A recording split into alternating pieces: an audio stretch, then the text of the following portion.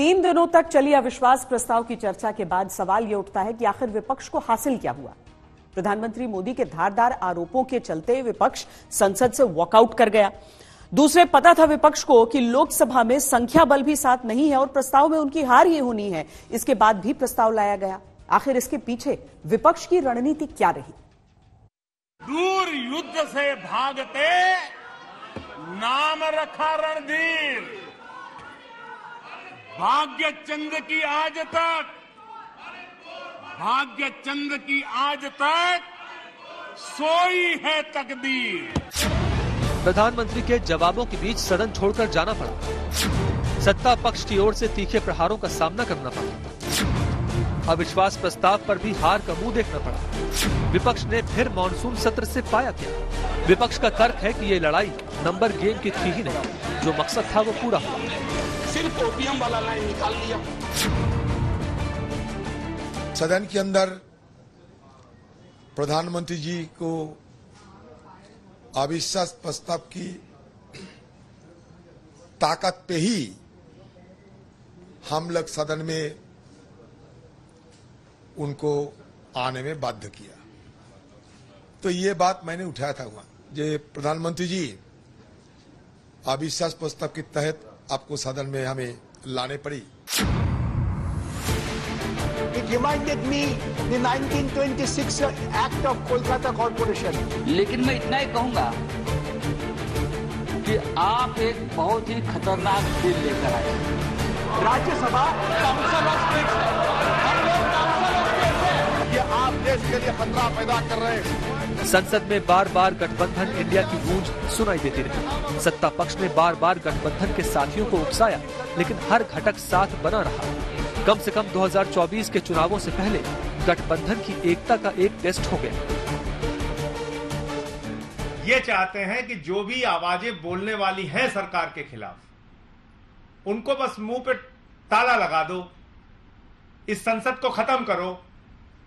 सारा बवाल यही होता है। मणिपुर की घटना देखने के बाद मुझे यह पता चला नीरव मोदी यहाँ हिंदुस्तान में जिंदा है और नरेंद्र मोदी नीरव मोदी बनके अभी भी चुपचाप अपने चुप्पी साधे होकर बैठे। कहा गया आपका बेटी बचाओ स्लोगन, आज बेटी जला रहा है, आज बेटी जल रहा है, आज मणिपुर जल रहा है, आज पूरा देश जल रहा है। लेकिन मणिपुर की दंगा, मणिपुर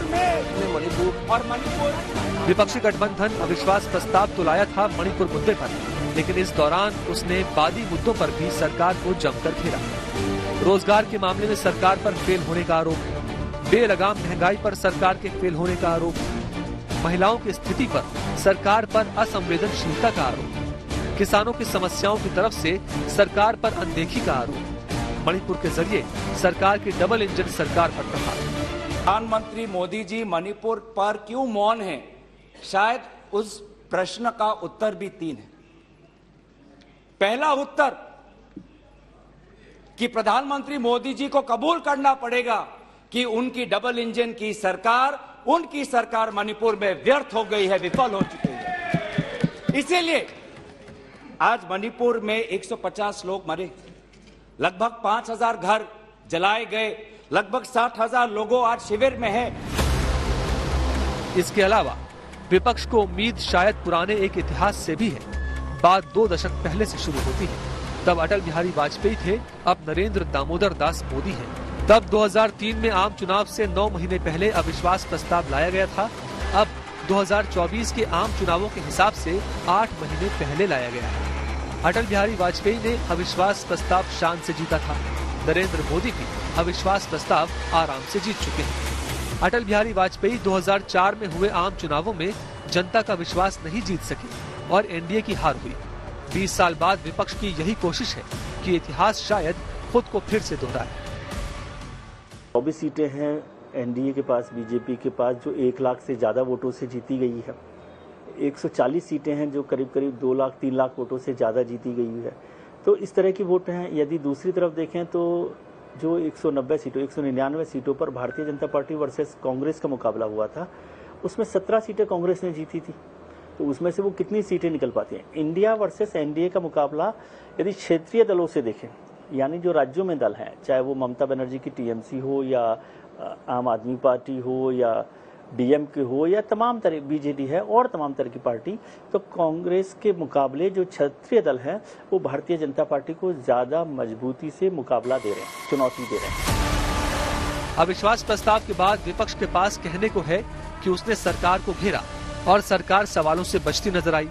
जनता के बीच वो इसे एक बड़े मुद्दे के तौर पर ले जाने के लिए तैयार है।